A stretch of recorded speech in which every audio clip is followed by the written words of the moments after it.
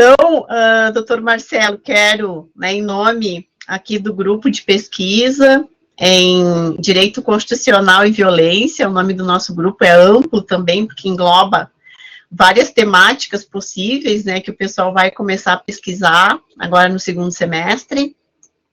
E agradecer também ao Jonathan, né, nosso monitor, que intermediou o convite, né, porque eu já tinha ouvido falar, mas não conhecia pessoalmente, nem sabia que seria tão fácil, né, de contatar o professor Marcelo. Então, agradecer também ao Jonathan, cumprimentar todos e todas, e principalmente o doutor Marcelo, né, por teres aceito o convite de estar aqui conosco hoje à tarde. É uma pessoa super qualificada, né, para nos auxiliar aqui, então, nesse diálogo, né, sobre projeto de pesquisa. O professor Marcelo Oliveira da Silva, ele é pós-doutor, né, em Educação pela Universidade Federal do Rio Grande do Sul, pela URGS, doutor pela Pontifícia Universidade Católica, né, do Rio Grande do Sul também, né, em Educação, mestre também pela PUC em Educação, e para nossa surpresa, né, também graduação em Direito, na nossa querida FURG. Então, professor Marcelo, mais uma vez quero agradecer, né, a oportunidade de ouvi-lo e de dialogar, né, contigo hoje à tarde, e passo a palavra, né, que está à sua disposição para conversar conosco. Muito obrigada. Obrigado, professora Raquel. Eu adorei o convite, o Jonathan falou comigo, ele foi estagiário da minha mãe, ou é estagiário, não sei, acho que ele mudou agora, e eu adorei o convite, porque adoro falar sobre pesquisa, e sinto falta de sala de aula, sinto falta de conversar com pessoas sobre pesquisa, e eu quero agradecer muito, assim, o convite de vocês e participar do grupo. Espero que seja uma tarde legal de conversa. Acho que, eu não sei como é que vocês costumam fazer, mas podem interromper, fazer pergunta, fazer um diálogo, assim, fazer uma coisa mais descontraída, certo? Bom, então vamos lá. Tá funcionando aí, PowerPoint, tudo? Ok. Então, eu queria começar com uma frase do Lee Shulman, que é um psicólogo educacional norte-americano, que ele diz o seguinte: o propósito de pesquisar é saber mais sobre o mundo para torná-lo melhor. Bacana, gosto de começar com uma coisa assim impactante, mas vamos pensar juntos, será que é isso mesmo?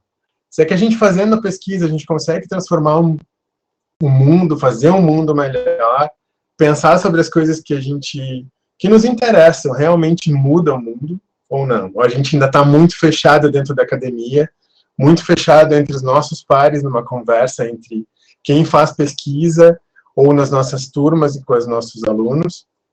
Nós vamos pensar isso junto. Queria começar com uma frase desse senhor simpático aqui, para a gente pensar junto. E também, para a gente começar a conversar, falar um pouquinho sobre lugar de fala. E eu já vou, de vez em quando eu vou dar algumas dicas de leitura aí no meio dessa apresentação, certo? Então, uma primeira dica é o livro da Djamila Ribeiro, que é muito legal. Tem se discutido muito isso de lugar de fala, principalmente nessas questões relacionadas à raça e gênero, né?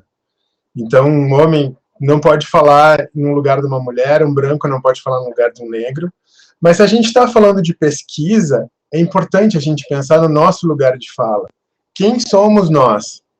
Então, lugar de fala, além dessa questão de raça e gênero, de classe social, para mim também é um lugar físico, político e social, de onde eu faço as minhas observações, consciente dessas diferenças, dos marcadores sociais e privilégios que me aproximam e me distanciam dos outros. Então, eu saber quem eu sou um homem cis branco. Eu posso fazer pesquisa sobre pessoas negras, mas o meu lugar de fala vai ser sempre de um homem branco. Nunca vai ser de uma mulher e nunca vai ser de uma criança. Eu vou conversar um pouquinho mais com você sobre isso durante esse tempo aí. Então, uma dica de leitura é o livro da Djamila Ribeiro. Ele custa bem baratinho, um livro pequenininho, fácil de ler. E todos esses livros do Feminismos Plurais são maravilhosos. Tem Racismo Estrutural, do Silvio Oliveira, ou Silvio Rodrigues, não me lembro agora, mas são muito bons. Então, a gente pensar um pouco nesse lugar de fala. E como a professora Raquel falou, eu sou de Rio Grande, nascido aí, estudei na FURG, fiz Direito na FURG nos anos 90, e é um pouco daí que eu falo, e daqui. Eu moro em Porto Alegre agora, já há algum tempo, e então, eu fiz graduação na FURG entre 91 e 95, faz bastante tempo.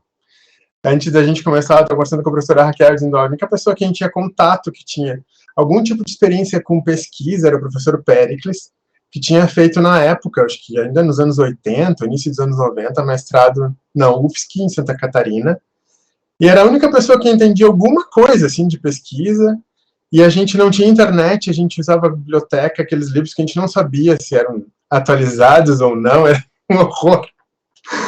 Logo depois que eu me formei, eu fui professor substituto aí na FURG, por 2 vezes eu fui professor substituto, e nesse meio tempo eu fiz especialização em educação, também na FURG.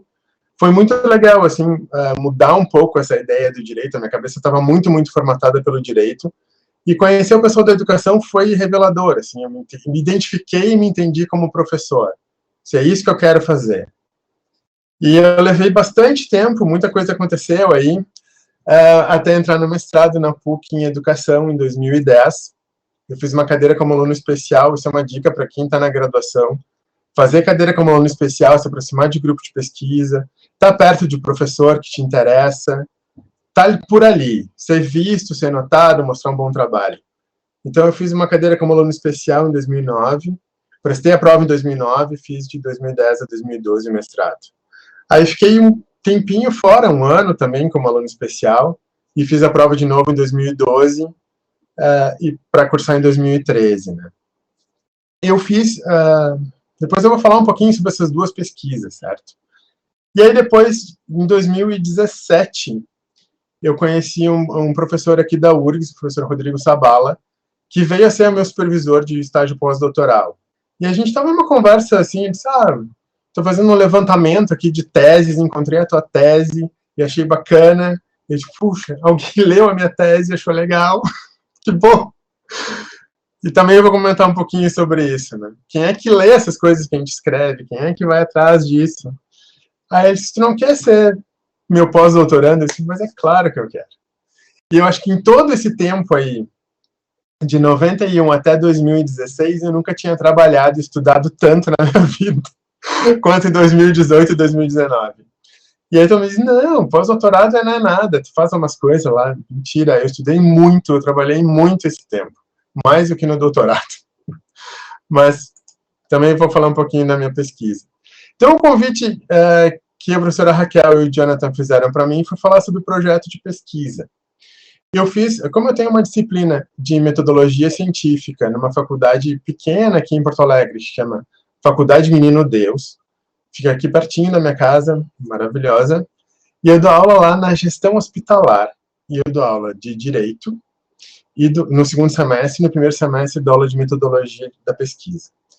Então, como a gente está nesse sistema remoto, EAD e tudo mais, as nossas aulas não estavam funcionando, porque eles perdiam a conexão, não me ouviam, estava um horror, assim. Então, eu resolvi gravar uma série de vídeos falando sobre o projeto de pesquisa. Porque eles têm que, agora no final do semestre, que está acabando agora da semana que vem, me entregar um esboço de projeto, alguma coisa, assim. Então, foi a partir desses vídeos, se vocês quiserem, depois o Jonathan manda para vocês, ou eu mando, tem lá uma série de explicaçõezinhas, muito mais voltada, assim, para gestão, para administração, do que para o direito, claro, né? Ou para a minha área principal, que é a educação. Mas são reflexões que eu acho que são válidas e estão lá. São vídeos curtos e bacanas de ver, espero. Então, o primeiro projeto que eu concluí, que eu queria conversar com vocês, é o meu projeto de doutorado. Então, eu mantive o mesmo layout lá da apresentação, do dia lá, só copiei e colei os slides. Então, vocês vão ver que tem vários slides diferentes uns dos outros. É isso aí mesmo. Então, a minha tese chamava Educação Inclusiva, um estudo de caso em uma escola de educação infantil de Porto Alegre. Primeira coisa que eu acho que dá para a gente notar aí é que eu migrei do direito para a educação infantil. Isso, e educação infantil e educação inclusiva. Agora, eu estou muito mais na educação infantil do que na inclusiva.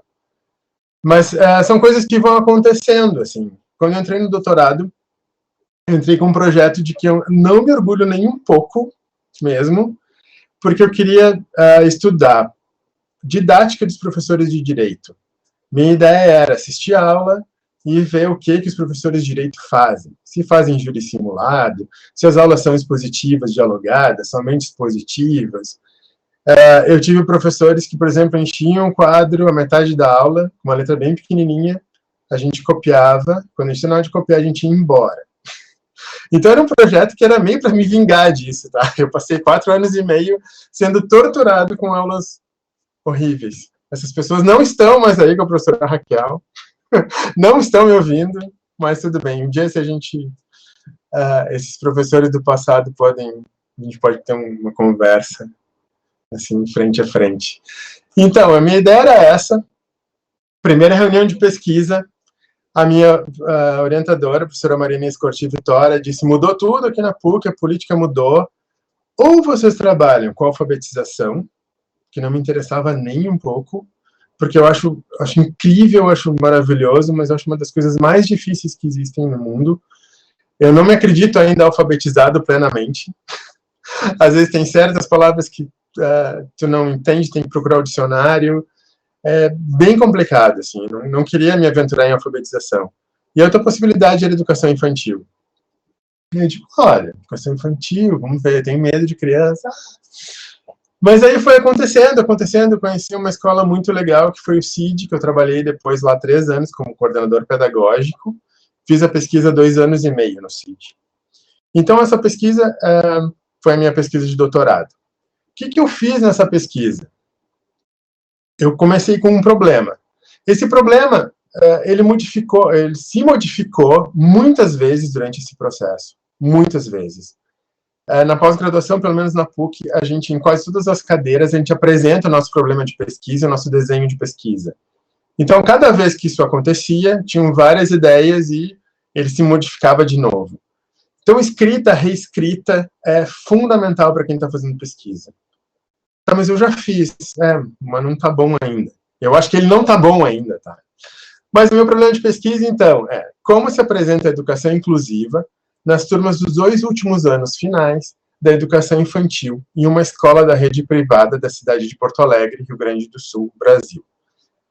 Então, é uma escola privada que tem educação infantil de 0 aos 5 anos e 11 meses, e depois dos 6 anos até o primeiro ano, né, que as crianças entram com 6 anos, até o 5º ano, que as crianças têm por volta de 11, quase 12. E é a Escola Centro Integrado de Desenvolvimento, que é uma escola referência em educação inclusiva. Então, a partir desse problema aí que eu desenvolvi a minha tese. Qual era o desenho de pesquisa? Eu fiz um estudo de caso de cunho etnográfico, e aí entra, acho que, um ponto interessante para a gente pensar a pesquisa em qualquer área. A gente começar a ler coisas de outras áreas. A etnografia, ela é um recurso que os antropólogos usam, né, eles vão para uma tribo, para um lugar desconhecido, para uma ilha, e vão saber como é que essas pessoas convivem, como é que é a sociedade, como é que é a hierarquia social, e vão fazer uma descrição densa disso. Uma descrição mesmo, como se estivesse lá dentro. Então, a minha ideia é fazer isso. Eu estou ainda um pouco preso na metodologia, né? Tem lá estudo de caso, aí tem um monte de citação de estudo de caso. Isso é difícil da gente se soltar, tá? Mas aos poucos leva um tempo. Então, eu fiz uma pesquisa qualitativa que buscava trabalhar a qualidade desses dados, não quantificar coisas, apesar de eu ter algumas quantificações pequenas na minha tese, né, uma pesquisa qualitativa. Este final de semana eu estava lendo um livro de uns norte-americanos, que é sobre pesquisa com crianças, e eles dizem pesquisa qualitativa não representa isso que a gente faz uma pesquisa interpretativa, ou seja, eu interpreto uma coisa que está um pouco longe de mim, que são as crianças. Eu tenho 47 anos, faz 40 anos que eu deixei de estar lá na educação infantil. E eu usei como instrumentos de produção de dados ou de geração de dados Aí também é uma outra coisa que tem mudado nos últimos tempos, a gente fala muito em coleta de dados. Como se o dado tivesse lá, fosse uma pequena maçã para tu coletar e olhar, que lindo. Não, eu tenho que produzir, eu vou lá e vou produzir coisas.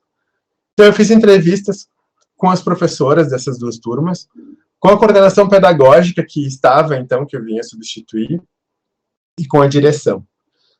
Eu fui na escola durante 2 anos e meio, e entrei na escola em diversas coisas, festa, piquenique, sala, recreio, 63 vezes. E eu tinha 4 cadernos, tenho ainda, estão ali atrás, 4 cadernos de diário escrito de coisas que aconteceram. Que para mim foi difícil ter esse monte de coisa?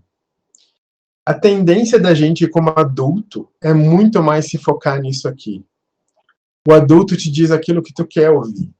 A criança também, em alguns casos. Mas o adulto te diz coisas que estão prontas para tu recortar daquela fala da entrevista e colar no teu texto. A criança é muito mais difícil de tu trazer exemplos, né, para colocar lá. Eu sempre pensava assim, para cada trecho de entrevista que eu tiver, eu vou ter que ter alguma coisa das crianças. Porque senão eu apago essas crianças todas, que eu passei esse tempo todo com elas, e vou dizer, os adultos dizem isso delas, os adultos dizem isso. Eu sou um adulto dizendo coisas sobre crianças também. Bom, e eu fiz análise de conteúdo dessa função toda aí. Fiquei feliz? Não. A gente termina um trabalho, a gente acha que a gente podia ter feito outra coisa.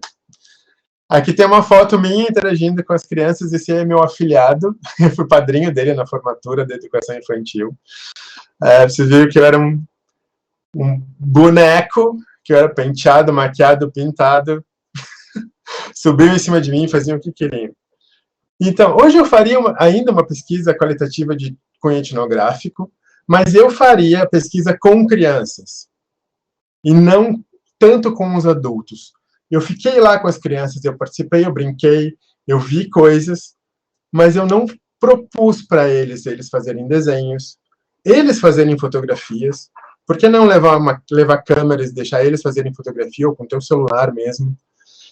Entabular diálogos com eles, não uma entrevista, sentar e dizer o que tu acha da educação infantil, como é que é teu dia na escola, mas sim entabular diálogos, fazer narrativas com eles, né?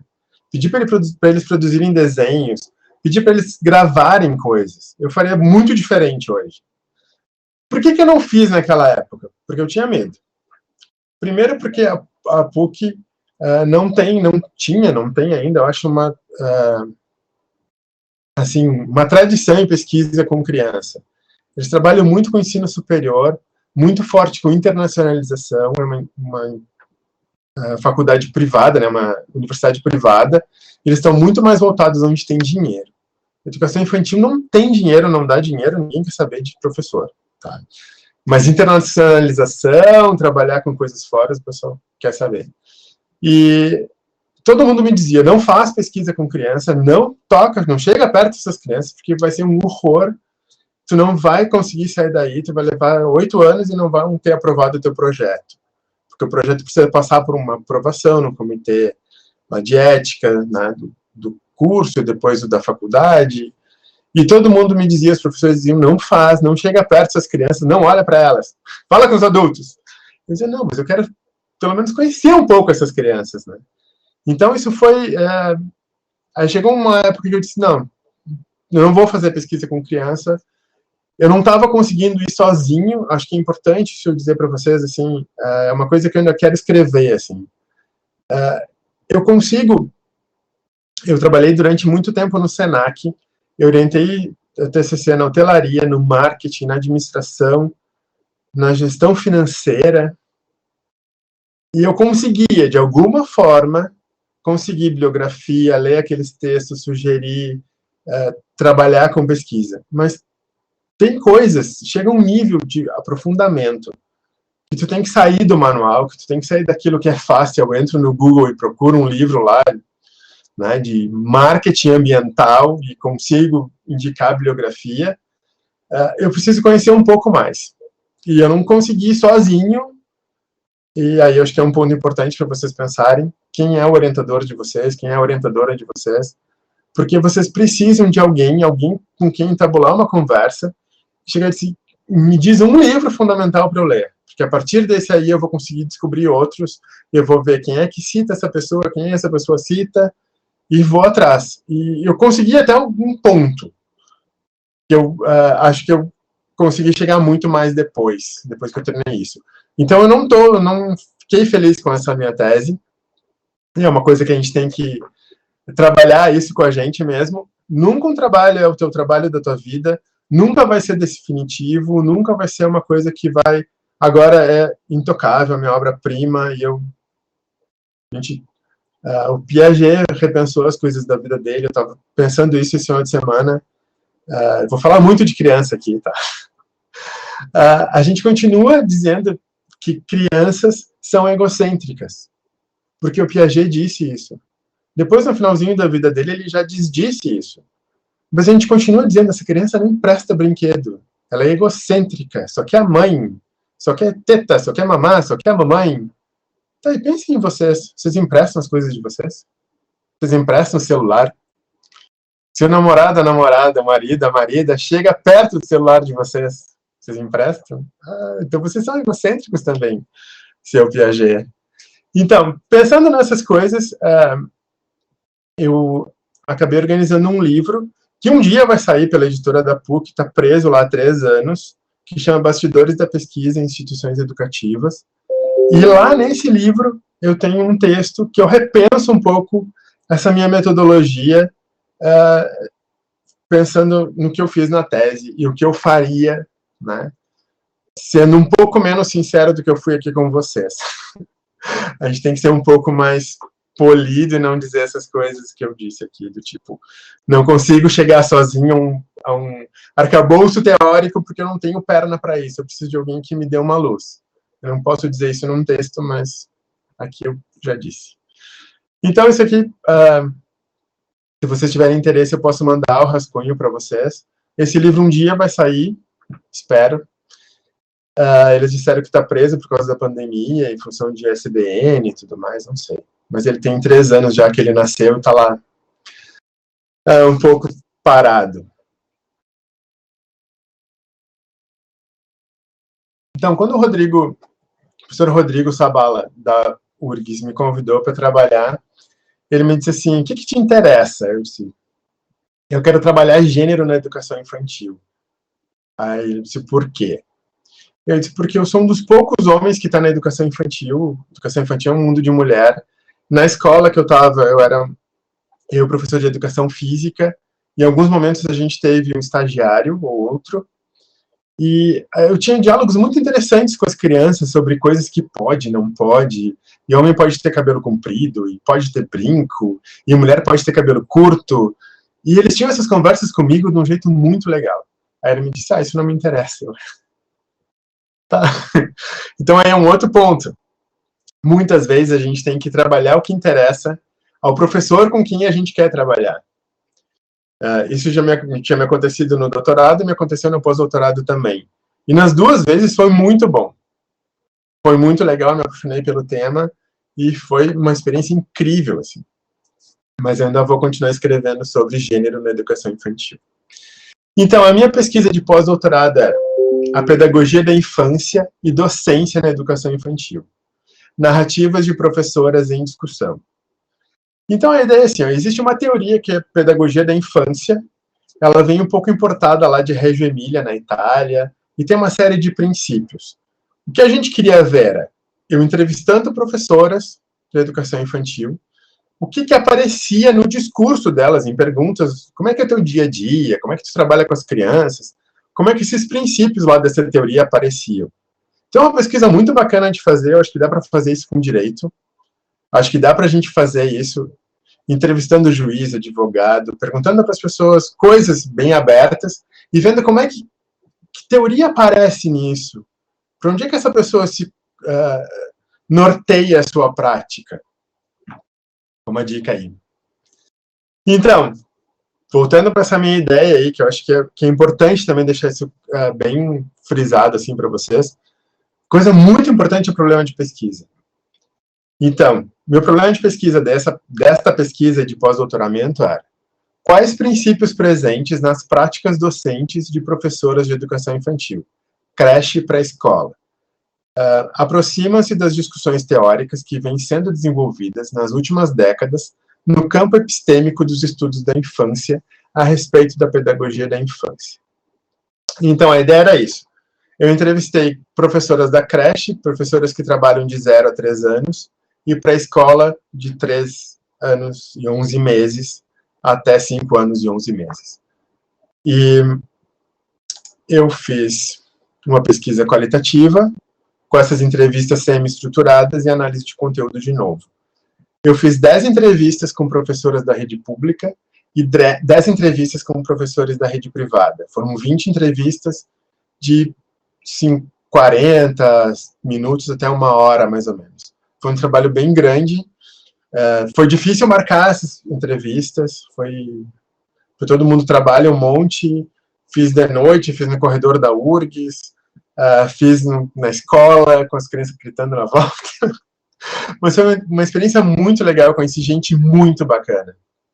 A gente sair do lugar onde a gente está, daquele lugar lá que eu falei para vocês, do nosso lugar de fala, e conhecer outros lugares e ouvir o que essas pessoas têm para dizer é muito, muito, muito enriquecedor. Assim.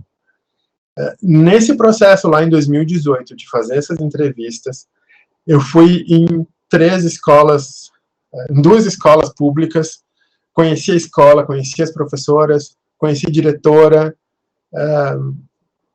não fiquei amigo, mas fiquei próximo dessas pessoas de alguma forma. Acho que amigo é uma palavra forte, mas a gente acabou se conhecendo. E foi aí que eu tomei uma decisão bem importante na minha vida. Eu já tinha começado a fazer pedagogia, como segunda graduação, porque um dia eu quero fazer concurso para educação superior, e eu precisava ter graduação, mestrado, doutorado, tudo na mesma linha, porque aqui a gente não aceita gente híbrida louca, que faz uma coisa e depois faz outra. Eu não posso fazer mestrado no design e o meu doutorado na psicologia, porque eles não gostam, né? Eles, eu não sei quem são. A professora Raquel está concordando comigo porque ela sabe disso, não pode sair um fio da linha, né? Então eu tinha decidido fazer pedagogia. Conhecendo essas 20 pessoas, entrevistando elas, passando um tempo em escola, indo na escola pública, eu disse, eu vou fazer esse concurso para a escola pública. O primeiro concurso que apareceu foi em Sapucaia, aqui perto. Eu fiz, passei, fiquei em 4º lugar, e assumi em fevereiro uma turma de crianças de 3 anos a 4, e a gente trabalhou, né, menos de um mês, até vir a pandemia, e eu estou afastado das crianças. Mas foi uma decisão muito importante na minha vida. Eu achava que eu nunca ia ter condições de estar à frente de uma turma de criança. Eu me achava fisicamente velho, porque tu precisa ter energia, tu precisa correr, tu precisa segurar a criança, tu precisa subir dessa escada, pegar no colo. Gente, fisicamente é cansativo, tá? É bem cansativo. Mas, ao mesmo tempo, é encantador, é maravilhoso. Sabe, eu me encontrei ali. Ainda quero ser professor do ensino superior, mas eu gosto muito, muito, muito de trabalhar com crianças. E lá no CID eu trabalhei como coordenador pedagógico. Eu entrava na sala, eu substituía o professor quando não vinha, sabe? Mas nunca tinha tido uma turma que fosse minha. Bom, então isso é uma coisa importante. Eu acho que a gente cresce conhecendo pessoas, a gente conhece gente diferente da gente, que pensa diferente da gente, que a gente sai um pouco dessa bolha que a gente vive, né? Só os nossos amigos, só as pessoas que pensam parecido. E eu achava sempre que a escola pública era um horror, porque também, de novo, a mídia, o Jornal do Almoço, não sei, a 0 Hora, sei lá quem, diz que escola pública é um horror, é uma desgraça, tá tudo caindo aos pedaços, tu vai pegar tifo, tétano. Gente, não é assim, tem gente fazendo um trabalho maravilhoso, tem gente muito empenhada, tem gente muito bacana. Como em todo mundo, tudo que é lugar tem gente horrível também. Mas vamos lá. Então, fruto desse pós-doutoramento, tem uma sugestão aí que tá no meu academia.edu, eu posso mandar para vocês também. Eu escrevi um texto com o Rodrigo, só falando sobre entrevista. Como é que foi fazer essas entrevistas e como é que a entrevista é dialógico. Isso quer dizer, eu estou batendo um papo com alguém, eu estou fazendo a pergunta, ouvindo, prestando atenção, e rebatendo isso, e, sabe, tabulando coisas ali, fazendo um diálogo. E não simplesmente falando, como o Jô Soares fazia, ou faço a pergunta e vou olhar meu celular aqui, ver o que está acontecendo, e deixo a pessoa falando lá, porque eu estou gravando mesmo. É fazer um diálogo. E aí eu faço algumas análises de como foi fazer essas perguntas, como as pessoas têm medo de responder quando tem alguma palavra técnica, quando tu põe na pergunta, por exemplo, eu pergunto sobre didática, eu pergunto sobre planejamento. Então, é como quando tem um conceito teórico, as pessoas têm medo de responder. É um texto que eu gosto, que eu me orgulho de ter escrito. E se vocês quiserem trabalhar com entrevista na vida de vocês, deem uma olhadinha lá, peguem as referências, que tem umas coisas boas. Muito bem. Pode ser mais simples do que tudo isso que eu falei para vocês? Pode, deve. Eu tenho um pouco de tendência a complicar as coisas. Vocês viram lá pelo meu doutorado, eu compliquei um monte, botei lá estudo de caso, tem triangulação, fiz umas coisas loucas lá. No pós-doutorado eu pensava, vai ser bem simplinho. Aí o Rodrigo me dizia, não, no mínimo 10 de cada. Eu disse, Rodrigo, são 20 horas de entrevista. Como é que eu vou gravar, analisar tudo isso? Ele, não, firme ali, porque tu tem que ter rigor, tu tem que ter, né, substância. Eu não posso lá entrevistar uma pessoa e dizer, olha, as pessoas estão dizendo isso. Não é assim. Mas dá para ser mais simples, tá? Então, eu fiz, por exemplo, com 2 amigos meus, que também são professores de educação infantil, a gente conversando sobre se sentir um pouco sozinho. Isso foi ainda o ano passado, e eu escrevi com o Valmir e com o Regis, e eles me diziam assim, as professoras às vezes me olham estranho, as famílias são meio reticentes, um homem com criança, as colegas, qualquer coisa, vão dizer, porque é homem. Eu digo, gente, mas não pode. Homem não sofre preconceito. Você tá louco. Vamos pensar nisso, vamos conversar sobre isso, né? Porque eu não sentia isso no CID e não senti isso lá na EMEI Mara, onde eu trabalho agora. E a gente resolveu fazer uma consulta. A gente usou o Google Forms lá no Documentos, fizemos uma consulta rápida, né? Então era uma pergunta. Sabendo que a educação infantil constitui-se um universo primariamente feminino, quais são as contribuições que os homens podem trazer para a educação infantil? Por que a gente fez essa pergunta? Tudo que a gente leu, nós 3, falava que os homens são os coitadinhos, que não conseguem passar num concurso, entrar numa escola particular, porque as malvadas das mulheres não deixam os homens trocar as crianças, não deixam dar banho em criança, não deixam não sei o quê. A gente, não. Mas tem que ter algum motivo, alguma coisa boa em ter professores e professoras, né? A gente não pode ter um universo totalmente masculino, um universo totalmente feminino, gente, 2020, né? Vamos parar com essa bobagem. Então, a gente fez uma pesquisa qualitativa, um levantamento, um survey, usando um formulário com aquela pergunta ali. Depois a gente tinha umas outras perguntas. Você é professora de educação infantil, sim ou não? Você trabalha em escola privada ou pública? Eram essas perguntas. E a gente lançou no Facebook, e foi interessante, assim, porque a gente queria a opinião de todo mundo, professoras e professores. E as professoras começaram a marcar os seus colegas professores. E a gente teve só 34 respostas, em umas 2 semanas.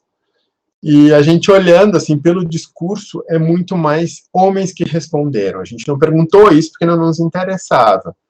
Mas falava assim, eu sou o único homem. Eu sou o único professor na minha rede. Então, as mulheres não responderam, que a gente queria saber como é que é, que os colegas meninos lá estão trazendo para a educação infantil.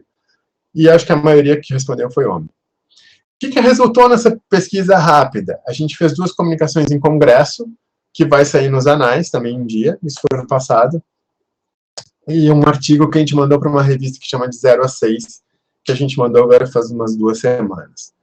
Então, é uma pesquisa que ela se encerrou, ela não é uma pesquisa rápida, mas que rende, dá dá para escrever um TCC tranquilo sobre isso aí. Tem material para isso. Bom, eu falo bastante, o professor fala bastante, eu falo rápido. Então, vamos lá. O que eu olhei, assim, quando eu recebi o convite de vocês?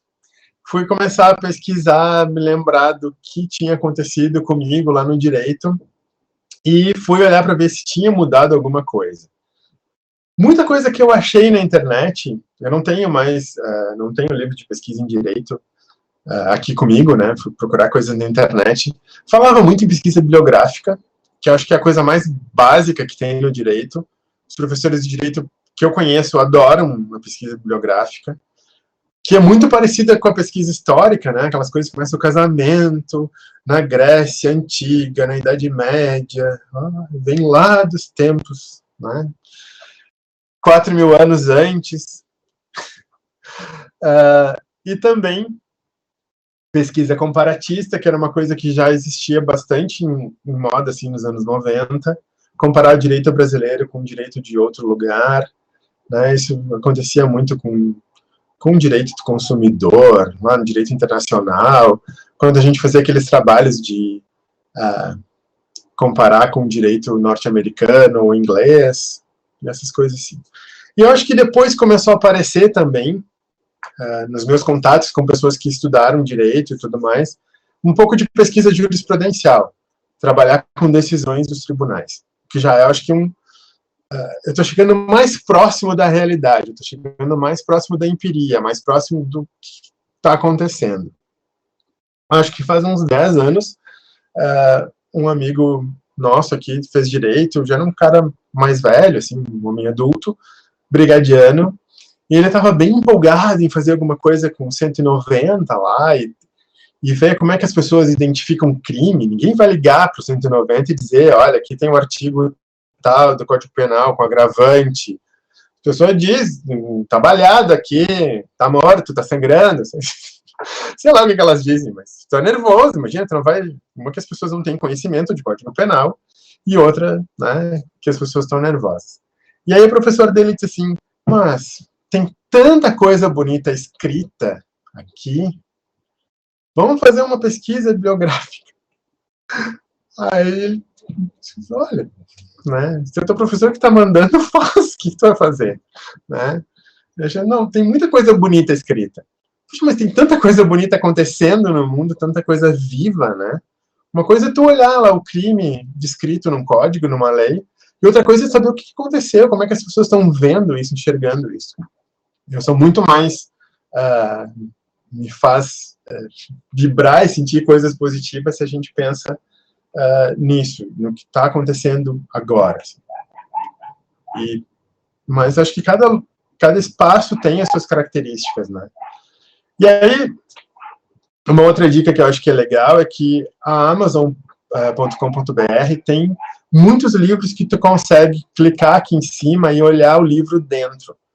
Isso é uma coisa que me deixa louco com comprar livro pela internet. Não tem o sumário. O que tem ali dentro disso aqui? Porque os títulos são maravilhosos, aí tu compra, é uma, né, maravilha também.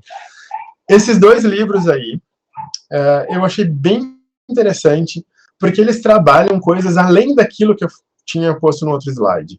Eles trabalham com questionário, eles trabalham com entrevista, eles vão dizer como é que tu faz isso, ou pelo menos me parece pelo sumário, tá?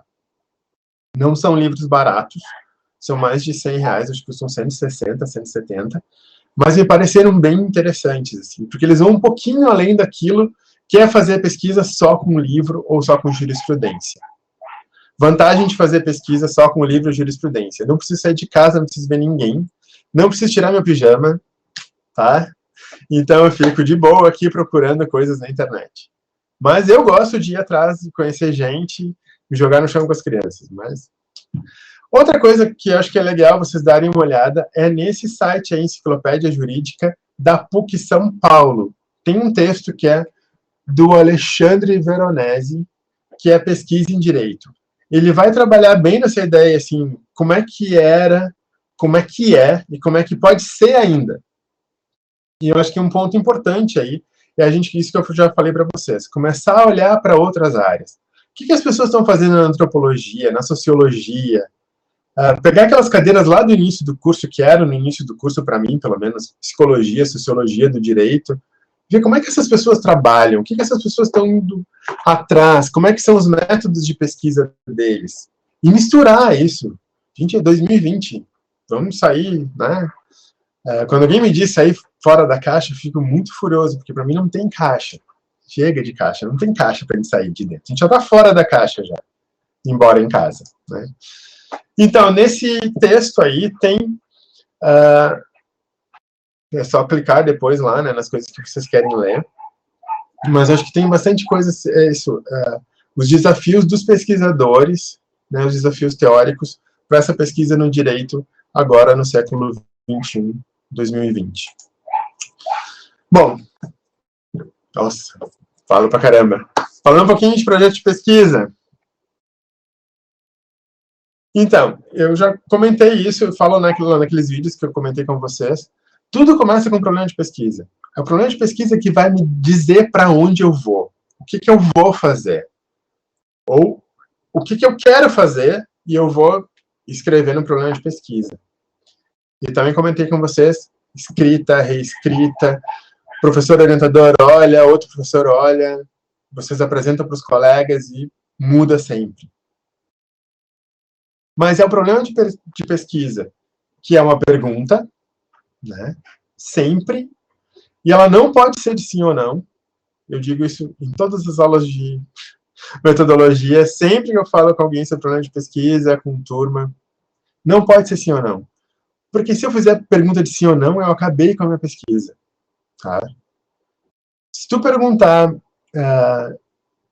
um dia eu uso muito a minha OAB para ir no dentista e usar médicos, e um dia eu estava na OAB aqui em Porto Alegre, e vieram uns meninos todos arrumadinhos do direito, não sabia que era do direito, uns meninos arrumadinhos, e um de gravata e tal, o outro estava mais descontraído. Eu falei, posso te fazer umas perguntas? Eu disse, claro, você está fazendo uma pesquisa, a gente é da escola da magistratura aqui, não sei o quê. E era sobre juízes. O que eu achava do judiciário e dos juízes? Se eles tivessem me perguntado o que eu acho do judiciário, se era bom ou ruim, eu ia responder e deu, né? Encerrou a minha pergunta.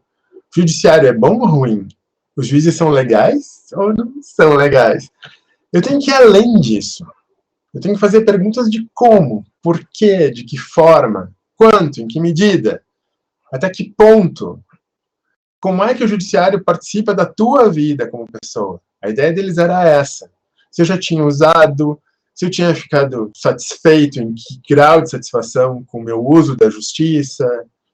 Achei bem interessante, assim, tinham perguntas bem interessantes, que eram difíceis de responder em pé, pensando que eu estava atrasado para ir na minha consulta.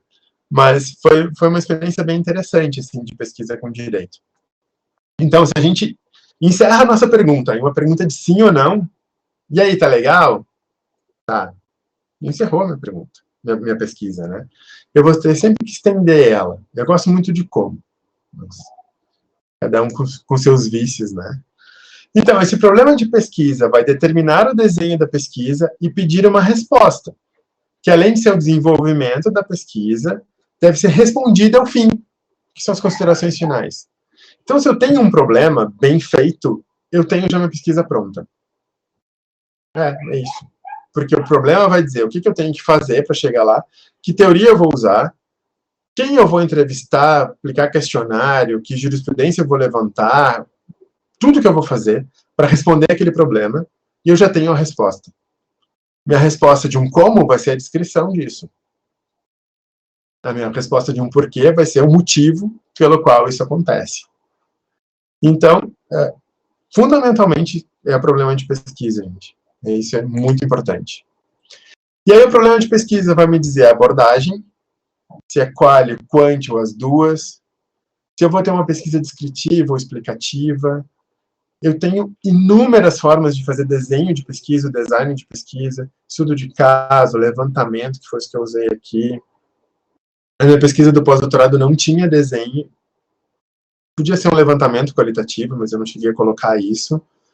E como é que eu vou gerar dados? Se eu vou usar documentos, entrevistas, questionário, formulário, observação direta, o que vai acontecer aí na minha pesquisa?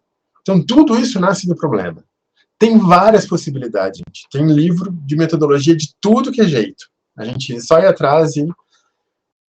por isso que eu disse lá no início, eu ainda estava no doutorado muito agarrado a isso, a metodologia. Porque tu tem uma certeza. Se eu tenho um autor que me disse que o desenho é esse, ninguém pode me dizer que não é. Porque o autor está dizendo, olha, eu fiz tudo que ele mandou. Então, isso é importante também de se agarrar um pouco na teoria. Tá?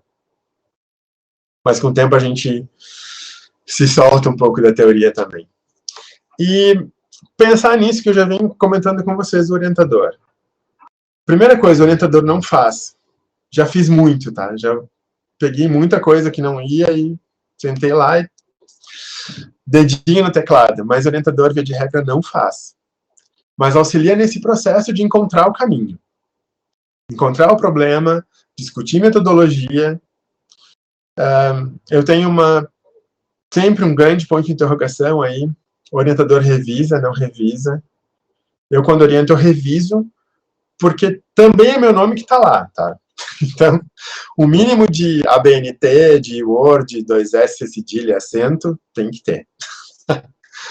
Mas é o orientador que aceita ou não aceita. Ele te aceita, ele aceita o teu problema, ele aceita a tua pesquisa, ou ele não aceita. Que foi o que eu falei lá para vocês. Bom, meu amigo queria fazer uma pesquisa no 190, o orientador dele não aceitou. E eu acho que estabelecer essa relação, com cada orientador se estabelece uma relação diferente. Eu acho que a gente tem que saber medir essas relações e ter empatia, assim. Tem que ser alguém que tu minimamente goste de estar junto. Vocês vão passar muito tempo com o orientador de vocês, em grupo de pesquisa, em sessão de orientação. É uma pessoa que vocês vão entregar um texto de vocês, que é uma coisa, para mim, muito íntima. Tá? É uma coisa que eu escrevi, eu produzi. Né? E eu vou entregar para aquela pessoa e dizer, tá horrível isso aqui. Encher de caneta vermelha e dizer que é um horror, que eu tenho que fazer tudo de novo. Então tem que ser alguém que vocês confiem, que vocês tenham uma boa relação. E aí eu acho que o projeto consegue ir, assim, consegue ir melhor. Eu estou chegando pertinho do fim aqui da minha fala, e eu acho que a gente tem que pensar assim, ó. Lá na antropologia, na sociologia, se fala muito nisso, em uma descrição narrativa. Quando a gente pensa em metodologia, em método, em pesquisa, a gente tem que dizer o que aconteceu. Eu não sei, a professora Raquel não sabe. Tu que fez a pesquisa que sabe o que aconteceu. Como é que foi chegar lá? Como é que foi essa entrevista? Que lugar foi esse? Quanto tempo demorou? A pessoa estava receptiva? Não estava? Então, essa descrição narrativa, fazer com que o leitor, eu acho que isso é uma coisa muito importante, fazer com que o leitor entre para dentro da nossa pesquisa e entenda o que aconteceu. Então, a descrição de quem, como, quando, de que forma, os limites, o que eu não consegui fazer porque não deu, possibilidades de ter feito outras coisas que eu não consegui fazer. Sempre respeitar os sujeitos, não tratar essas pessoas como objetos, isso é uma coisa bem importante na pesquisa. Eles são sujeitos, são pessoas. Então eu tenho que ter ética e pensar nessa relação ética aí, certo? E, como eu disse para vocês, segurar na teoria, mas a teoria é um guia. A teoria me ajuda na minha narração, me ajuda aqui, ó, a descrever a minha narrativa. Ela não é uma venda, eu não estou fechado, eu não vou lá provar o que o Canelucci, que é a pessoa que me vem na cabeça agora, escreveu lá 300 anos atrás. Eu não vou pegar um monte de criança e dizer, olha, o Piaget está certo, olha aqui, a criança não empresta o brinquedo. Não é isso, não é para isso que serve a teoria. A teoria serve para te conduzir na tua narrativa. Ok? Isso é uma coisa bem importante. Então, por isso que às vezes a gente tem que soltar um pouco da teoria. Eu levei muito tempo para conseguir ser mais autoral na minha escrita. Tá? Acho que é uma tendência da gente parar de escrever aquilo. Constata-se que... Né, bota eu. A gente passou por um momento de ser plural, né? pesquisamos. Claro que se eu vou trabalhar, por exemplo, naquela pesquisa lá com os meus colegas, a gente usou sempre no plural. Mas quando eu estou escrevendo eu sozinho, eu boto eu mesmo. Foi eu que fui lá e fiz a entrevista. Eu me sentei lá, conversei com a pessoa durante 1 hora. Então, eu fiz isso. Ser um pouco pessoal, assim, sabe? Isso faz com que tenha um convite maior para quem está te lendo poder interagir contigo naquele texto. Interagir entre aspas, tá? Bom, aí eu queria voltar para onde eu comecei. Porque o Lee nos falou que o propósito de pesquisar é saber mais sobre o mundo. Na verdade, a gente vai saber um pouquinho mais sobre uma pequena, ínfima, bem pequenininha parte do mundo, assim, bem pouquinho. E ele diz que é para torná-lo melhor. Quando eu estou pensando, quando eu estou fazendo pesquisa, eu estudo, eu pesquiso, eu quero saber a opinião das pessoas, para eu poder me tornar um pouquinho, uma pessoa um pouquinhozinho melhor. Eu não tenho, assim, a vaidade de pensar que eu vou escrever alguma coisa e vou mudar o pensamento das pessoas, ou alguém vai catar um artigo meu lá na internet, no academia.edu, ou no Google Scholar lá, dizer, esse cara aqui tá certo e eu vou seguir ele. Acho que a gente pode contribuir um pouco, tá? Mas na minha realidade atual, pesquisa se faz na universidade e não chega na sala de aula, não chega lá com quem está com as crianças, não chega em quem usa isso, quem poderia se beneficiar dessa pesquisa. Ela fica muito fechada. E isso acho que é uma das coisas que eu acho que mais, para mim, foi difícil, assim, sair do direito e ir para outra área, e com a minha orientadora, com a professora Marinês, ela sempre me dizia isso. O advogado está aqui escrevendo, ela me dizia. A gente tem no direito uma linguagem muito própria, um jeito de escrever muito próprio, que sem querer ele vai entrando, assim. Eu comecei a faculdade indo de short jeans rasgado com a camiseta do lado avesso, e o professor de economia política dizia que eu era uma vergonha, que ele ia ligar para minha mãe, que estava aqui, ainda está aí, oi mãe, e dizer que eu era um bagaceiro, que eu ia de short de calça rasgada para a faculdade. E terminei de gravata, com cabelo com gel, era anos 90. Tá? Porque essas coisas vão entrando na gente. E a linguagem vai entrando na gente. E a gente, no direito, se escreve de um jeito muito encastelado, muito fechado, muito que afasta os outros daquela leitura. Uma pessoa leiga pega um texto do direito, ela diz, não quero. A gente tem, por mais que a gente saiba que as pessoas não vão ler o que a gente escreve, a gente pode pensar assim, eu vou escrever para uma pessoa que não é da área, que possa um dia se interessar por aquilo, alguém que está lá na frente, sei lá, é um aluno do 2º grau, é um aluno do ensino médio, sei lá, no meu caso, é uma professora que está lá na sala de aula, que quer saber um pouco mais sobre isso. Então, acho que a gente pensar nisso, assim, jeitos de trazer um pouco mais próximo a pesquisa das pessoas, tanto pelo método quanto pela escrita. Ser um pouco mais aberto, assim, isso acho que seria o que eu queria dizer para vocês, assim, essencialmente. E agradecer mais uma vez estar aqui com vocês e foi muito legal pensar essas coisas, me fazer refletir sobre coisas que fazia tempo que eu não mexia, que era pensar em pesquisa com direito. E isso aí. Se vocês tiverem perguntas, dúvidas, sei lá, comentários, estou aberto. Só chamar. Então, muito obrigada, professor Marcelo. Vamos aproveitar, né, para cumprimentar a procuradora da FURG, né, a Naí, que está aí assistindo o filho, então, orgulho, né, da gente, os filhos são sempre um orgulho, né, para a gente. E agradecer muito o Marcelo que nos instiga aqui com muitas, né, indagações, principalmente em relação à pesquisa no direito, né, que tipo de pesquisa nós fazemos, né, no direito. Penso, né, como eu havia até comentado contigo no início, que o direito, pelo menos, né, de parte de alguns profissionais, porque a gente vai ter todos os tipos de pesquisadores, como provavelmente na área da educação, que é uma área também que exige, né, já uma um conhecimento das outras áreas, das interfaces possíveis, porque já é uma área complexa de lidar por conta disso, a gente também vê, né, profissionais mais tradicionais e mais avançados na perspectiva de querer realmente mudanças epistêmicas na área da própria educação, né?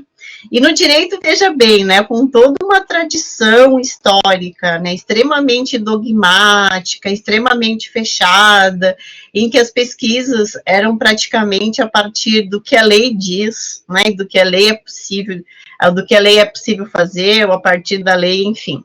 Então, a gente vê, sim, que nos últimos anos, a gente tem tentado, né, Marcelo, abrir um pouco os horizontes. Eu acho que é algo que tu trazes para nós que é muito importante, que eu, particularmente, as minhas escolhas já como orientadora, tanto na FMP, né, quanto no mestrado da FURG, e instigo também a graduação, é que digo assim, olha, eu não oriento mais pesquisa meramente bibliográfica. Isso é uma tendência que eu venho adotando já nos últimos anos, e solicito, né, e peço, gente, vamos tentar, né? Mas aí é bem como tu dizes, né? O nosso campo, às vezes, de alcance, ele ainda é limitado. Por quê? Porque nós temos uma péssima formação na parte de pesquisa. Nós ainda temos, Marcelo, nós não avançamos, porque nós não temos ainda na faculdade de Direito, a gente tem uma disciplina de metodologia, que é muito bem dada, por sinal, né, quem trabalha nos últimos anos é a Paula Henning, isso, que tu deve conhecer, né, que é uma Foucaultiana, enfim. Mas, assim, o que me parece, e aí não é só na FURG, é em todos, né, os cursos de direito, essa não preocupação de nos ensinar a fazer pesquisa empírica, né, ou de não fazer análise de conteúdo mesmo que seja, de não ouvir os sujeitos, né, de não ter essa pesquisa mais participante, né, com entrevistas, com estudo de campo, estudo de caso, assim, nós nos resumimos a fazer estudo de caso, né, mas o nosso caso é uma jurisprudência, né, que não é um estudo de caso. Então, me parece, assim, que falta uma base teórica, né, também, que nos ensine a fazer esse tipo de pesquisa. Por isso que a gente fica também muito adstrito à pesquisa bibliográfica. Tentando avançar, né, claro, mais no âmbito da pesquisa bibliográfica. A gente tenta, né, buscar outros elementos, a gente vai em documentos que já estão escritos, né, ou jurisprudência, que julgaram um caso que não é uma pesquisa com um sujeito participante, como as que tu demonstrou aqui, né, que é algo, me parece, incomum nas outras áreas, né, em muitas áreas, isso é comum, quer dizer, não existe pesquisa se não tiver no objeto os sujeitos, né, participantes disso. Então, acho que esse é um ponto muito, muito preocupante, assim, para nós. Outra questão, né, que o direito tem uma preocupação imensa de que tenha um método e que esse método seja aqueles extremamente tradicionais, né, o dedutivo e o indutivo, quer dizer, outro tipo de abordagem parece que não é possível fazer. Então, até eu já ouvi muito isso, porque eu já fui coordenadora de TCC na FURG, já fui em outros lugares, e a gente vê os alunos chegando e dizem, o professor disse que pode ser o dedutivo ou o indutivo. Eu disse, mas tu sabe que isso é o teu percurso? Né? Tu tem noção do que é dedução ou indução? Então, assim, realmente a gente tem muitas fragilidades, sabe? Essa pesquisa com responsabilidade, essa pesquisa com responsabilidade social também, que a gente vê muito na área de vocês, que são pesquisas que possibilitam mudanças, né? As nossas pesquisas, muitas vezes, elas não possibilitam mudanças. A gente fica reproduzindo, né, o que os outros dizem.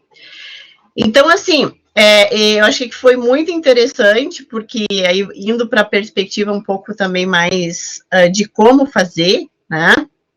Os itens que o professor Marcelo trouxe, e aqui a gente tem muitos alunos do primeiro ano do curso, né, e que estão loucos aí para produzir, para escrever, e eu acho que eles têm que começar a produzir realmente, e escrever, né? Então, algo que o Marcelo falou que é muito importante, bom, eu tenho uma área que eu gosto, então, assim, né, eles tiveram pouca coisa, eles tiveram, para ter uma ideia comigo, eles tiveram 2 aulas de teoria do direito, né, então eles têm pouca noção ainda do direito em si. Mas talvez seja melhor ainda, né, pensem em uma temática que vocês gostam, façam leituras, e a partir dessas leituras pensem em um problema de pesquisa. Que é o que o professor ensinou aqui, né? Então, eu estudei bastante sistema penal, né? O sistema criminal, mas o que me preocupa, né? O que eu quero pesquisar dentro do sistema criminal? Né? Então, assim, de tudo que eu li, o que me instiga? Né? Porque aí, a partir do que me instiga, eu faço um questionamento, uma pergunta, e vou continuar a minha pesquisa para responder a isso. Acho que outro ponto que o professor Marcelo foi muito educado, né, e sutil em dizer assim, para pensar um problema, não é assim do nada. Não. Não é do nada já nascer um problema. A gente tem que ter uma carga já de leitura sobre aquilo, de conhecimento sobre aquilo. Muitas vezes a gente já tem que saber, né, Marcelo, o que a gente quer como resultado. Depois a gente pode refutar algumas coisas, né? Algumas vão se comprovar, outras não. Mas a gente também tem que ter um problema e uma provável, possível resposta que a gente quer chegar. Então, fazer pesquisa não é, assim, algo muito simples, mas a gente tem que começar, né? Como o professor Marcelo diz, né? Vai chegar um momento que eu vou fazer uma pesquisa mais simples, eu vou ter também dificuldade na escrita, né, na técnica, mas depois eu vou aperfeiçoando isso. Mas, Marcelo, assim, tinha um questionamento aqui que eu acho que é bem importante, que você pode também nos auxiliar aqui, que é uma discussão, claro, que envolve as nossas escolhas, né, em termos de pesquisas, e eu, né, estou te conhecendo agora, mas eu tenho também uma trajetória de pesquisas com índios, né, com indígenas e com imigrantes. Ao longo da minha vida eu estudei isso. E nos últimos anos, isso tem me incomodado um pouco, tá? Parece, assim, que teve um tempo da minha vida que eu me senti muito mais tranquila de fazer a pesquisa e falar sobre indígenas, né? E aí teve uma pergunta aqui, que não sei se tu conseguiu acompanhar, né, da Shirley. E é uma pergunta, assim, que vem nos preocupando no direito, mas também em todas as áreas, que é essa questão do lugar de fala, né? Porque, claro que isso demanda também outros estudos, outras perspectivas, uma discussão no campo da política também, né, dos espaços construídos, das interseccionalidades, enfim. Mas eu queria te ouvir um pouco sobre isso, e daí, como eu estava dizendo, assim, eu me sinto às vezes assim um pouco, será que eu devo ainda continuar pesquisando sobre indígena? Porque, e aí a Shirley, a mesma coisa que a Shirley passou, eu não passei, mas uma aluna minha passou. E eu cheguei bem na hora, assim, num evento para defendê-la. Ela estava apresentando um trabalho sobre a mulher negra. Só que ela era branca, né? Loira. Não só branca, como loira de olhos azuis. E eu chego bem na hora, porque era num evento grande, eu tinha outros alunos, eu estava acompanhando, e essa menina, assim, de primeiro ano, tá? Ela estava sendo escrachada por um grupo, né, de outras meninas que, vamos dizer assim, tinham um lugar da fala. E eu quero dizer, antes de qualquer coisa, para não me interpretarem mal, assim, eu super entendo a luta, né? Se tem alguém no direito que entende a luta da mulher indígena, da mulher negra, sou eu, porque eu estudo isso. Então, eu sei das diferenças, eu sei que movimentos foram construídos em cima, né, de determinadas epistemes, esqueceram outras, tudo isso eu sei. Só que, assim, eu queria te ouvir um pouco sobre isso. Será que a gente não, assim, a gente não tem um lugar, mas será que a gente não pode falar sobre? Sim, sim. Até mesmo para fins de dar o grito, auxiliar, dar o grito, não sei como é que tu vê isso, como pesquisador. Assim, eu acho que é uma discussão muito interessante, a gente tem visto principalmente em congresso, apresentação de trabalho, tem sempre uma galera que vai vir com 20 pedras para cima de ti. Esse congresso de gênero, ano passado, aqui na URGS, que eu falei que eu tinha apresentado o trabalho, foi um horror, assim, até a hora do intervalo. Eu tô morrendo de medo de apresentar isso aqui. E foi todo mundo embora, acho que obrigado a todo mundo. Eu apresentei outra menina que éramos depois do intervalo. Mas antes foi horrível, assim, foi horrível. As pessoas não têm respeito também por quem está apresentando o trabalho. Eu acho que a gente tem que pensar assim, ó. Como eu leio bastante sobre pesquisa com criança, a gente está falando de um grupo vulnerável que muita gente diz que não tem voz. Que aí eu acho que é um problema inicial. As pessoas têm voz. Então eu preciso... Um bebê tem voz? Tem. Ele se expressa, não é porque tu fala, porque tu é articulado, que tu tem voz, que tu tem 300 mil pessoas que te seguem no Twitter. Né? As pessoas têm voz. Elas não são ouvidas. Então acho que o primeiro, pensar o trabalho do pesquisador como alguém que escuta. Eu vou lá te ouvir. Eu não sou indígena, eu não sou uma mulher negra, mas eu quero te ouvir, de coração aberto, eu vou te ouvir. E o meu jeito, a minha pesquisa vai mostrar aquilo que é a tua realidade através do meu estudo, né, da minha lente, do meu olhar. Então, acho que o primeiro erro é a gente pensar nisso, assim, dar a voz. Eu não vou dar a voz para ninguém, as pessoas têm a sua voz. Eu vou ouvir. Acho que ouvir é a coisa mais importante, assim. A gente trabalha isso muito com a criança, porque tem uma linha que é a pedagogia da escuta, que diz que eu preciso escutar a criança. Porque a criança está entediada lá, pintando o desenho que tu imprimiu da internet durante 3 horas. Ela está te dizendo isso com o corpo, com o jeito que ela está. Tu precisa ouvir essa criança, saber ler a criança. Né? Eu acho que isso... uma coisa que para mim tem funcionado, assim, por exemplo, eu dei um curso sobre gênero. Primeiro encontro eu tinha que falar sobre feminismo. Gente, eu não sou mulher. Mas eu leio sobre feminismo, me interessa ser um homem feminista, porque eu também sofro numa sociedade extremamente machista. E eu comecei a falar a partir daí, eu comecei a falar a partir de mim. Eu não sou mulher, eu não posso dizer que eu levanto uma bandeira feminista e ser feminista, mas eu posso ser um aliado.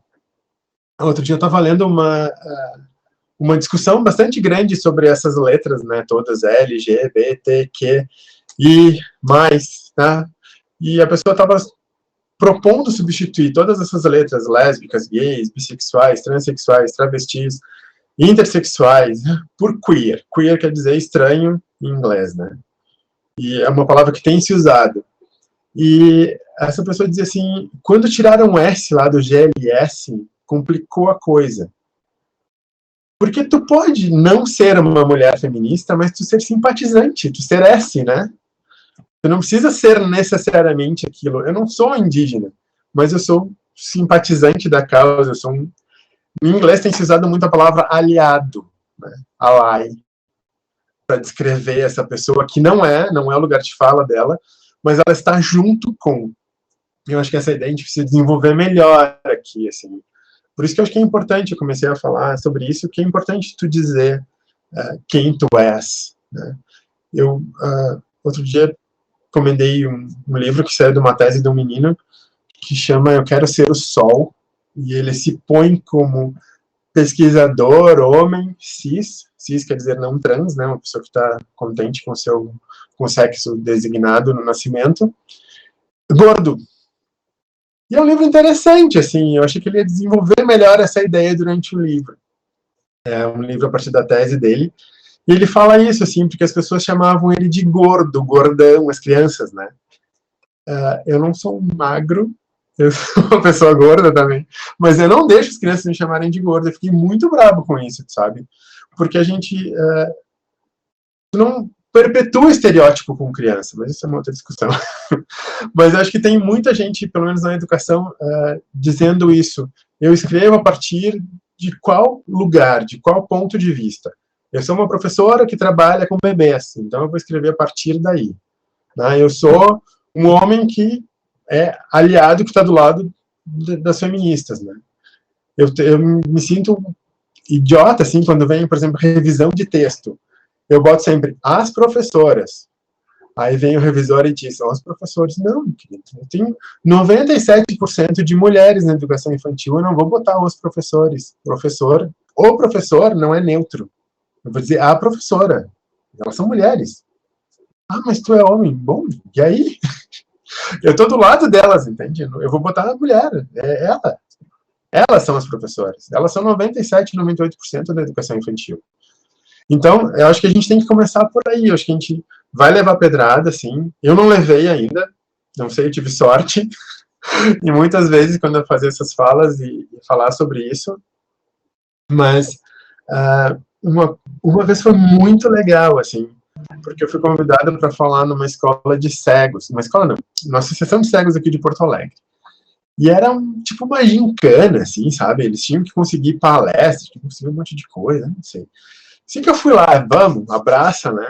Sou parceiro, me convida, eu vou. E tava lá falando, olha, tu nasce, o médico olha, né? Tem pipiu, é menino, tem pepeca, é menina. Isso quer dizer cis, quer dizer trans, tu quer... tava explicando tudo, daqui a pouco um senhor cego levanta a mão assim. Tá aí importante, assim, se definir? É importante, porque eu tô falando de algum lugar, eu sou uma pessoa que se põe no mundo assim. Eles, então, te define. Aí eu disse, sim, me defino. Eu sou um homem cis, eu estou feliz em ser homem. Eu sou um homem homossexual, eu tenho um casamento. Ele, tá, muito obrigado. Então, quer dizer que é importante? É importante. É como tu vê o mundo. Eu enxergo o mundo a partir daí. Então, acho que isso que é importante, assim, a gente deixar claro quem a gente é e a partir de onde eu estou falando, de onde eu estou vendo as coisas. E escutar, gente, escutar. Eu me lembro, assim, fazer estágio, o último estágio de direito, a gente tinha que ouvir a audiência. Jesus, aquilo era um tormento. Porque eu não tinha esse olhar de pesquisador. Se eu tivesse, aquilo não ia ser um tormento. Porque eu estava lá achando que a audiência no trabalho, aquelas pessoas que tu quer morrer, e as pessoas têm um drama, elas têm uma coisa que elas têm que dizer, e o juiz não escuta. Se eu tivesse esse olhar de pesquisador, eu tinha uma baita de uma pesquisa ali, gente. O que as pessoas querem dizer e o que o juiz não quer escutar, porque não interessa, ele tem uma pilha de processo, ele tem 300 audiências naquele dia, e ele quer que aquilo acabe logo. Tem acordo? Não tem acordo? Vamos lá. Mas as pessoas estão ávidas lá para contar o drama delas e para dizer as coisas delas, alguém precisa me ouvir. Então, vou lá na psicologia trabalhar com isso, vou, né, na psicanálise trabalhar com escuta. Por que é importante isso? Então, é isso que eu estou dizendo para vocês, trabalhar essas coisas de um outro jeito, exercitar esse olhar de pesquisador. Aonde tem uma coisa lá que eu posso prestar atenção com o meu olhar, com o meu ouvido, né? A escuta é com o corpo todo, o que o meu corpo está recebendo dessas coisas que as pessoas estão me mandando. Acho que é por aí, Shirley. Não sei se eu te respondi, mas a gente tem que dar a cara a tapa. Acho que a gente tem que fazer isso. Eu concordo também. Eu até havia parado, mas também não só por isso, mas por conta de outros interesses. E agora estou retomando, né, a questão indígena, vou estudar e eu sei que vou talvez ser muito criticada, mas estou preparando um artigo sobre essa questão, né, do lugar de fala, porque acho que é importante, como tu disseste, assim, eu acho que a gente pode sim, né, quando vai se expor, dizer que é um coadjuvante ali, né, que realmente não somos, né, não estamos no lugar, mas podemos falar sobre diante de tal e tal e tal questão, né. Então, isso é algo que eu me preocupo, assim, ultimamente eu tenho pensado muito sobre isso, e acho também que a pesquisa e mesmo o movimento de luta de todos os grupos perde com isso. Sim, eu acho também. Sabe? Porque você não pode guetizar também as lutas, né? Então, uma luta, por exemplo, isso é a minha opinião, claro, né? Mas uma luta contra a questão do racismo, né?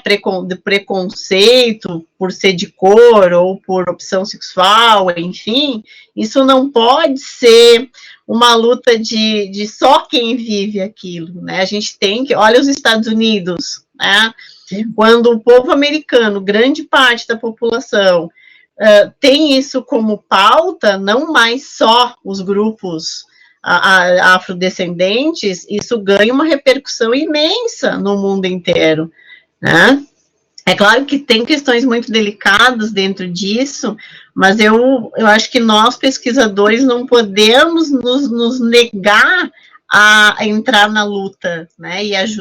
Eu não gosto também de usar a expressão ajudá-los, mas de... Mas é mais de também falar sobre, isso eu ouvi já, você não tem o lugar, mas você pode falar sobre, né? E, às vezes, acho que é bem importante isso que tu dizes também, né, em relação a determinadas escolhas, dizer quem eu sou, de onde venho, achei bem interessante também essa tua perspectiva, né, que eu posso chegar, quando vou expor um trabalho, de, olha, trata-se de uma mulher branca, heterossexual, bababá, né? Eu falo daí, eu tenho a minha perspectiva, e eu não vou mudar a perspectiva, eu vou ouvir a perspectiva do outro. Isso quando a gente pensa em pesquisa com criança, não tem como tu fazer. Com criança é outra lógica, né? Ela não vai fazer a pesquisa, ela vai fazer a pesquisa contigo, então, na verdade, o resultado final é teu, né? Eu vou ser sempre um adulto falando sobre a criança. Criança é mais complexo, realmente, assim, muito mais. Mas também eu acho que é mais complexo para o pesquisador, mas em termos também de divulgação disso, é mais fácil, né? Porque essa criança ainda não ocupou esse espaço, assim, ela precisa que alguém diga, né? A gente tem um pesquisador norte-americano bem interessante, que é o William Corsaro, ele é sociólogo, é sociólogo, e ele é um cara que fez pesquisa na Itália nos anos 80 e 90, e ele desenvolveu uma ideia muito interessante, que muitos pesquisadores da educação acabam usando isso de uma forma errada.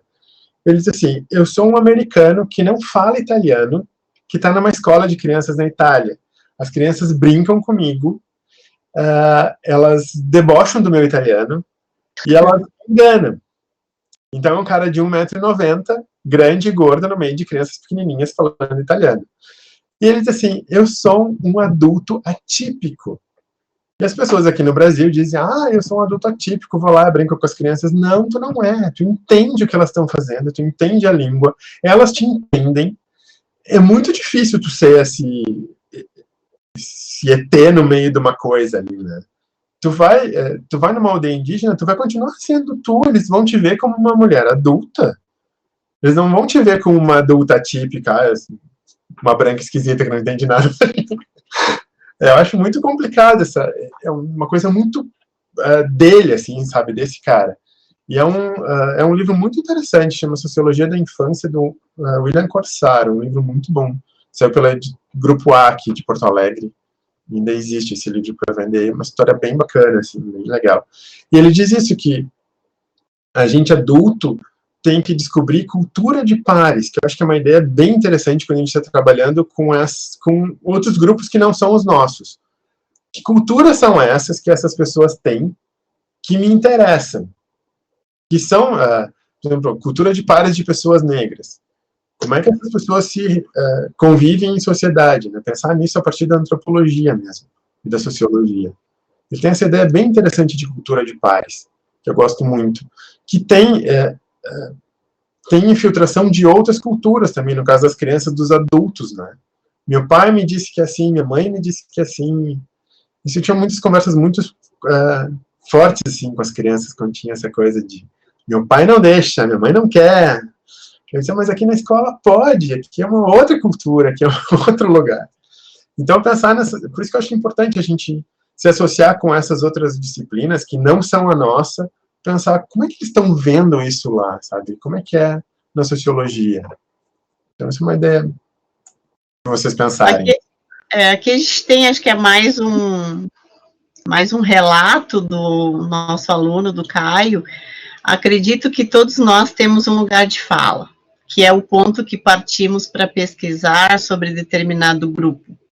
Mas isso não pode nos impedir de falar sobre racismo, misoginia, etc. Porém, alguns grupos estão legitimados a falar, escrever, e outros a serem meros objetos de pesquisa. A academia precisa desses grupos como pesquisadores, pesquisadoras também, falando sobre sua própria epistemologia, enquanto também faltam estudos sobre o universal na cultura, como estudos da branquitude, das masculinidades, só deixando aqui, porque também surgiu essa dúvida nas minhas pesquisas, e foi o que compreendi. O Caio, ele é nosso aluno do Direito, e se eu não me engano, ele foi, ou é, aluno bolsista do Renato. O Renato também estuda, né, essas questões. De gênero, né? Caio, eu acho que é muito legal, porque, assim, estudando um pouco sobre feminismo, eu fui buscar sobre masculinidades. Já tem coisas escritas sobre masculinidades e como a sociedade misógina, machista, heterocêntrica, oprime também o homem. Não só os homens gays ou os homens bissexuais, mas os homens héteros, principalmente, acho que estão se dando conta o quanto sofrem em questão dessa masculinidade tóxica.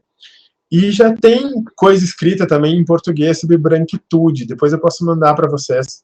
Ali atrás tem um livro que chama Branquitude. Eu, por acaso, comprei ele bem baratinho na Saraiva, bem legal. Só que eu acho que a Saraiva morreu, não tem mais. Pois é, né? Eu ouvi falar também. Morrendo, mas vocês devem encontrar ele talvez fácil, assim. Mas eu mando para vocês o nome e o autor, tudo direitinho. Eu já ouvi falar, só que eu não tenho, mas eu já ouvi falar sobre esse livro.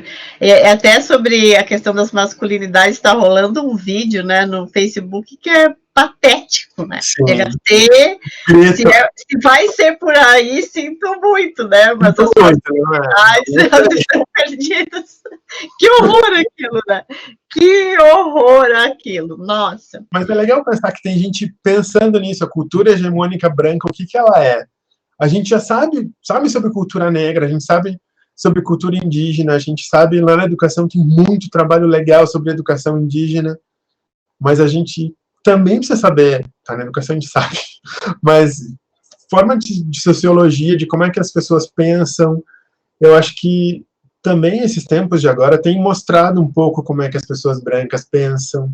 A gente tem visto exemplos aí, né, nas notícias, na nossa timeline no Facebook, o que a gente branco de classe média pensa sobre as pessoas, como é que a gente enxerga esse mundo, né? O mundo, onde é que essas pessoas estão, que lugar elas têm que ocupar. E eu acho que a gente tem que, sim, Caio, pensar nisso, e eu acho que a gente tem que falar sobre o mainstream, assim, o que, não só o pequeno gueto, o que está fora da sociedade, mas a gente tem que falar o que é essa sociedade que a gente vive, que a gente constrói. Eu acho esquisitíssimo pensar em uma sociedade branca, num país que é super miscigenado, é todo mundo misturado, e eu tenho aparência de branco, mas né, isso não quer dizer nada no Brasil, nada, só que a gente se porta e a gente é enxergado pelos outros como branco. Isso é uma coisa que é incrível, assim. E dentro do próprio movimento negro, tem gente que é mais negra que outras pessoas que são menos negras, que alisam o cabelo, que tem a pele mais clara. e tu acaba separando tanto, sendo tão específico que se perde, como a professora Raquel falou, acho que se perde um pouco a luta, o movimento, a questão de ter um conhecimento, né, forte, assim, conhecimento grande sobre essas coisas. Pessoal, mais algum questionamento? Porque eu, claro, tenho vários, né, mas eu não vou também abusar do professor Marcelo, né, porque eu, né, claro, eu não vou pedir para ele me ensinar aqui algumas coisas, mas vocês podem, se tem alguma dúvida, né, em relação, aí ele pode passar também depois algumas indicações para nós de livros que nos possibilite ler, embora você indicou alguns, como se fazer, por exemplo, entrevistas, né, a gente tem muita dificuldade nessas áreas, né, a análise de conteúdo, quem melhor fala sobre isso, entrevistas na área, né, da educação, mas que nos serve também para, né, compreender o direito, sobre pesquisa também, a mais análise de conteúdo mesmo, entrevistas que a gente tem mais dificuldade de construir, né, uma metodologia envolvendo esse tipo de pesquisa. Na análise de conteúdo, a Laurence Bardin, que é uma francesa que escreveu um livro em 77, é o mesmo livro até hoje, chama Análise de Conteúdo, Laurence Bardin, mas eu mando para o Jonathan ali depois as referências. Mandando para ele coloca aí para gente, com certeza. Porque mais alguma pergunta, pessoal? Dê uma olhadinha lá naquele meu artigo sobre entrevista, quem quer trabalhar com entrevista, tem umas referências legais ali. Isso, eu já anotei aqui. Porque senão, né, se não tem mais perguntas, não vamos abusar, né, professor, porque a gente justamente está questionando as metodologias online, né? A gente tem que ficar 4 horas aqui falando, né? Então, aqui. É melhor a gente estabelecer sempre alguns limites, né, de tempo que são mais produtivos, na verdade. Não, claro, com certeza. Alguém mais? É que é um sistema esquisito, né? Porque o processo de interação, ele é muito, eu acho ele muito distante, assim. Sim. Eu, na verdade, sei, né, Marcelo, que a gente vai ter que trabalhar com essa lógica aqui pro resto da vida, porque sei que sistema híbrido, tal, que é o pensamento aí de todas as universidades, mas eu tenho um pouco de resistência, sabe? Eu prefiro a sala de aula lá, o GIS, a relação com o aluno, mas enfim. A gente não tem, eu acho, para mim, a interação, assim, a interação cortada, ela é um tipo de interação, mas a gente tem que... Imagina para ti que trabalha com criança, né, Marcelo? A criança aqui deve ser menos ainda, né, a interação deve ser menor. A gente faz propostas, né, enquanto rede, assim, tem que fazer umas coisas, eu boto no Facebook lá, vamos fazer o pote da calma, vamos fazer não sei o que da gratidão. Tem que criar uma série de coisas, né, criatividade acima de tudo.